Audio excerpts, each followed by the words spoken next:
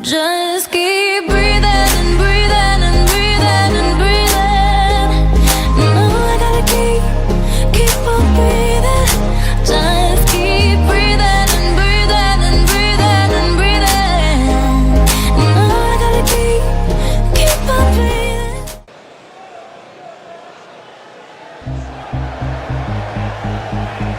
The captain of Team Kick.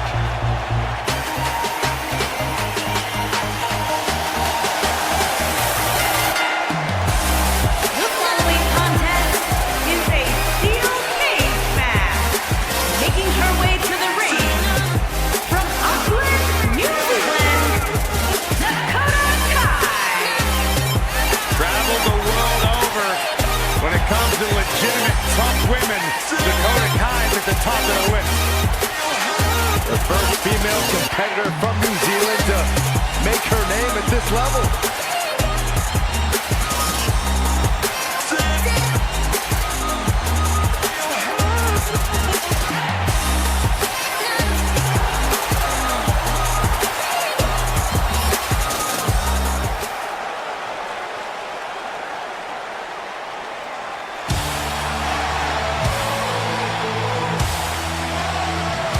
And her opponent from Dublin, Ireland, Becky, Lynch.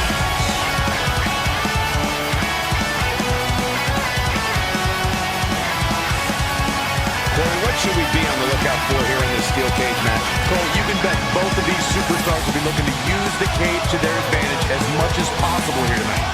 At least they should be looking to do that.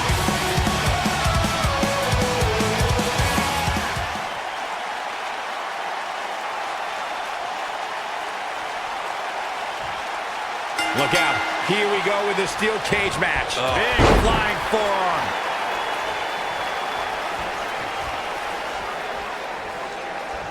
Elbow right to the back of the neck. Watch out! Running bulldog.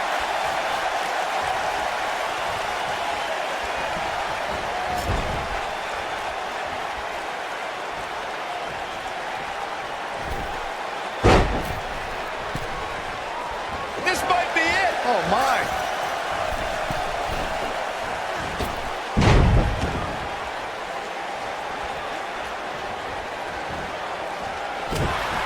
According to historians, the twisted metal that we see as part of steel cages today dates back 80 years. To settle a dispute between competitors Jack Bloomfield and Count Pietro Rossi, the two met inside a ring surrounded by chicken wire. At first, these types of matches were referred to as fence matches.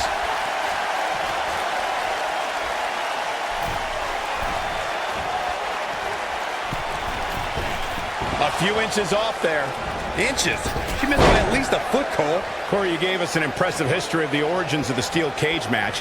I'd like to point out to our viewers that from the 1960s to the mid-1980s, chain link fences were used to enclose the ring for WWE steel cage matches. A superstar could win by pinfall submission or by exiting the cage through the cage door or climbing over the top of the cage. We should also point out, Michael, that the way to win a steel cage match can vary by match depending on what was agreed to before contracts to compete in the match were signed. Talking about history, at WrestleMania 2, WWE unveiled the redesigned steel cage with solid steel blue bars before returning to chain link mesh in the late 1990s. There's a certain feeling that comes over the combatants in a steel cage match once they hear the door close and see the official lock it. A superstar must know that their body is going to be flown against the steel, that their face will most likely be raked across the cage, and that anything is legal in this environment. You spoke about this earlier, Corey. It's crucial for a WWE superstar to fully understand the gravity of the situation they're in when they battle inside a 15-foot-high steel cage. An individual must be ready to endure pure brutality and be prepared for the fight of their life. No one leaves a steel cage match without scars. Corey, you said something of value for once, in that anything is legal inside the steel cage. To that point, something else we've seen over the years is interference. Whether it's The Undertaker coming up through the ring or John Cena getting bashed in the head with the cage door from the outside, it's all legal in the cage. Dakota doesn't give the impression of being hard-hitting, but she's constantly showing the women's division that her kicks contain the thunder from down under. Kai just barely got out of the way. Oh, to the back of the neck. Looking at it here. Michael, you described Dakota's kicks as thunderous. I don't think a lot of girls will be prepared for how hard she can actually Go into the cover. And Becky Lynch powers out. She's still in this one. Oh, the reversal by Becky Lynch. Elbow right to the back of the neck. Ugh.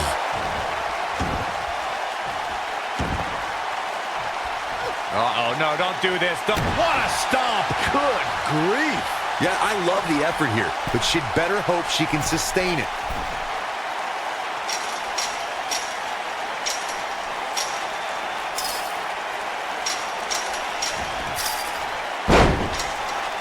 The half Samoan from New Zealand, Dakota Kai, has a lot to wrestle for tonight. She's a journeywoman whose motives have changed with every country she's competed in. When you fight abroad as much as Dakota has, you feel a greater connection with your home, a greater connection with the people you do this for. And for Dakota, that's her family. Is that how you feel about Burke, Virginia, Byron? Actually, I do. We touched on Dakota's experience abroad, Corey. She spent 10 years getting to this position, so it's a huge deal for her. But she won't be resting on her laurels. You're right, Cole. Not at all. A woman that's wrestled all around the world, and that global experience is sure to pay dividends as Dakota brings her talents and abilities to this big stage. Escapes trouble there.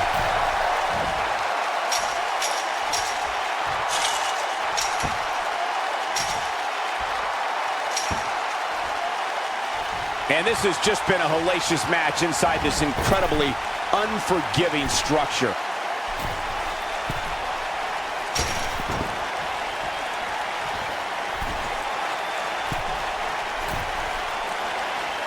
Before 2017's Extreme Rules, there were just 3 previous tag team matches where championship gold was decided inside a steel cage in the history of WWE special events.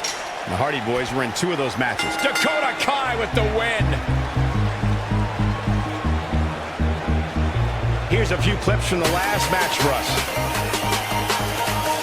She proves she has what it takes to be one of the best in the business. Here's your winner, Dakota Kai. And so it's Dakota Kai walking away victorious. I got a feeling we're going to be talking about her for a long time to come. Guys, it sounds like we can all agree that was an extreme